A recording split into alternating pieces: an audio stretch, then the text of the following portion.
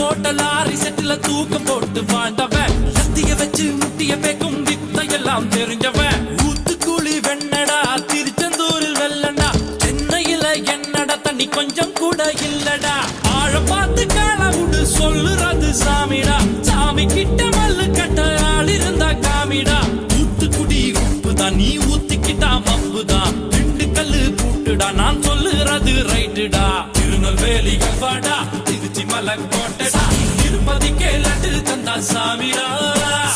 இருட்டு கட்ட அல்வாடா இட்லி கட்ட ஆயாடா உருட்டு கட்ட சத்தம் கேட்டா சாமிடா